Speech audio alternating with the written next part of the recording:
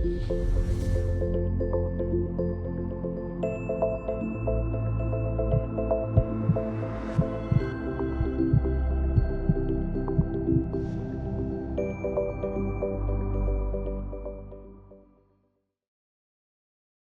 you for being here. You're very welcome, and I hope you can feel the loving intention that flows through all of the work that I do and out to you today.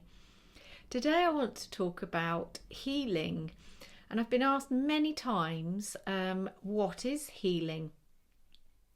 And I've really been thinking about it, and I think I've come to the conclusion that I believe healing to be a process that we all go through on our journey to ascension. I believe it to be really a key part for our journey to ascension, and it can span over many lifetimes.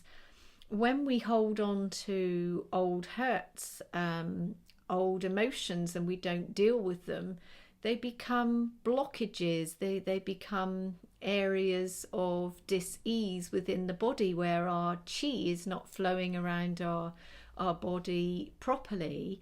And when we can embark on a healing journey, we can start that process of healing off. So for instance, forgiveness is one of those emotions. When we hold on to old hurts where, for example, if somebody always held you back in life and you've sort of grown up feeling like, I wanted to be a ballet dancer, but actually I was forced into being a doctor, for example. If we hold on to that and not forgive that actually we didn't follow our heart into being a ballet dancer, and we went into being a doctor, and then we've sort of gone through that journey and retired maybe and still held on to that.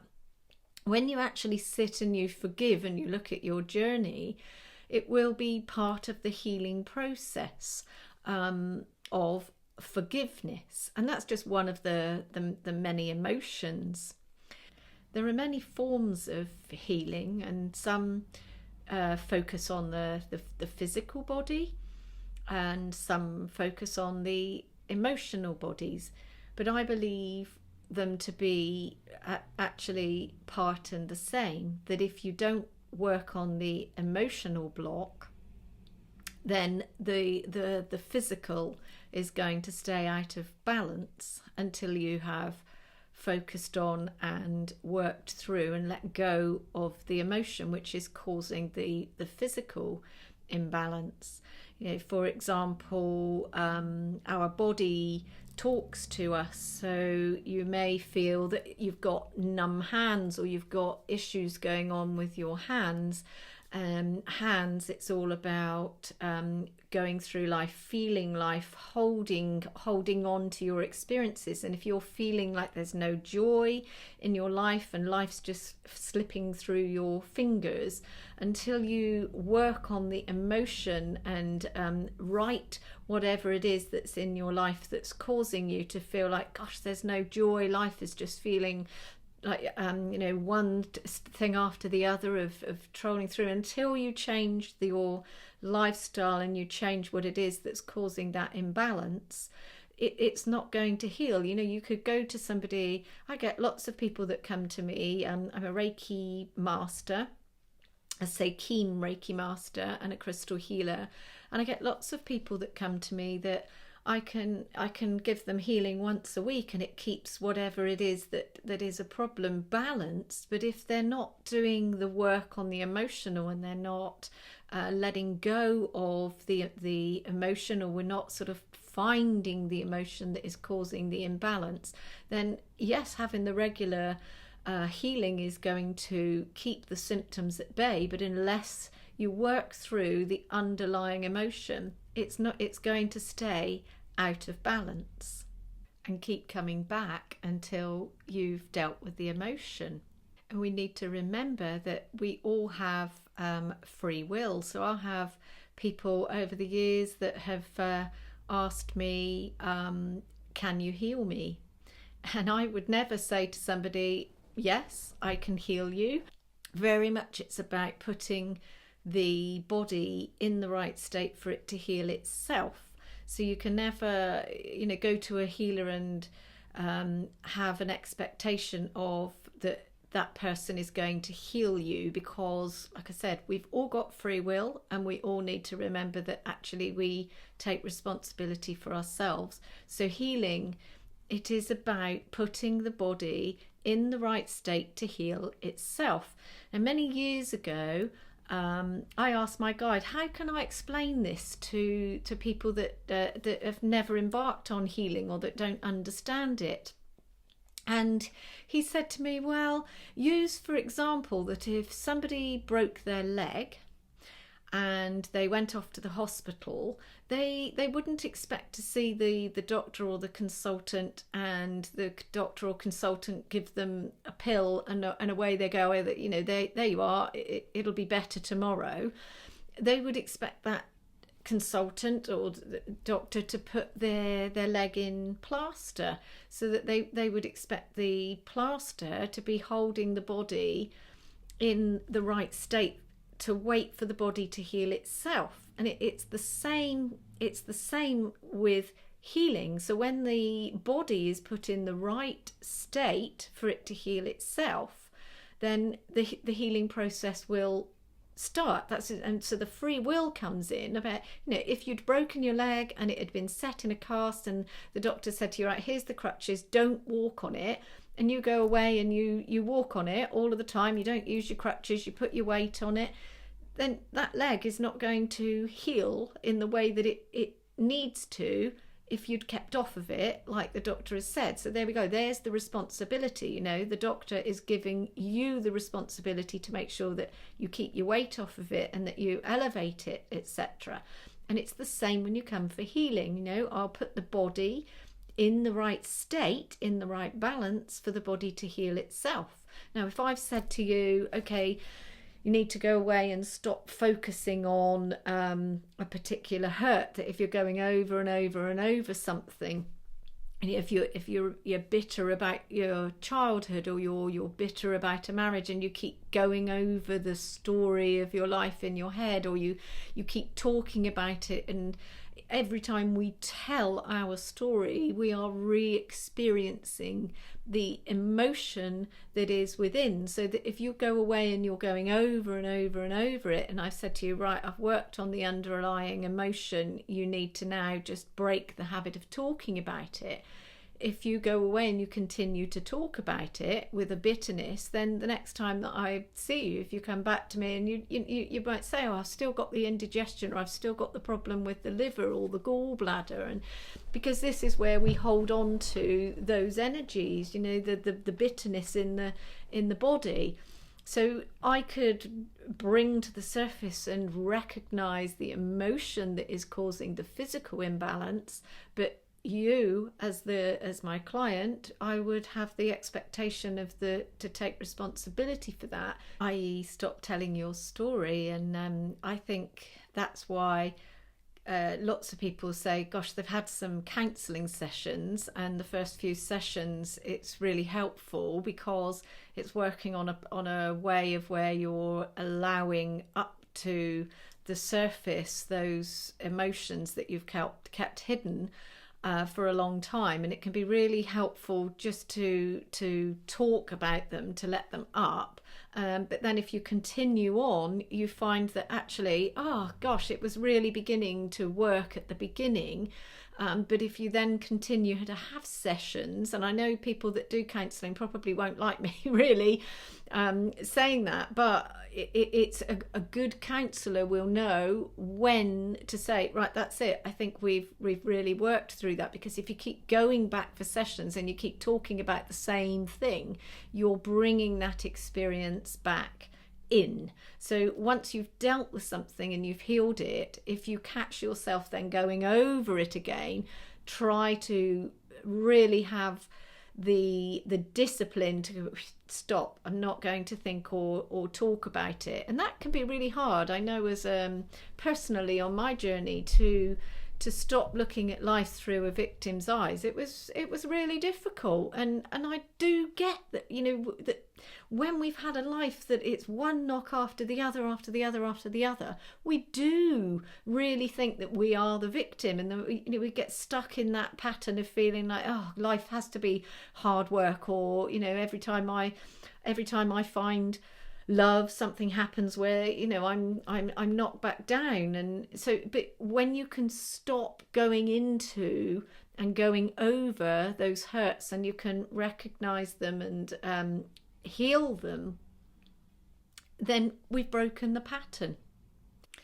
And of course, we are all energy, so healing works by putting the body in the right energetic state for it to be totally in harmony with itself.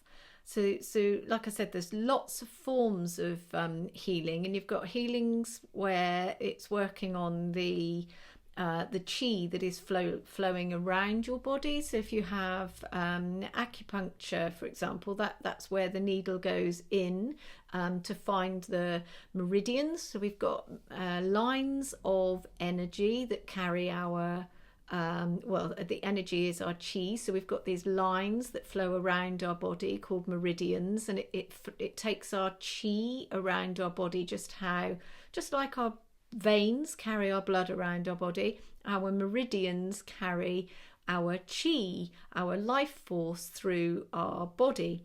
And if we've got an imbalance in the body where the chi is not flowing properly, then if you had a blockage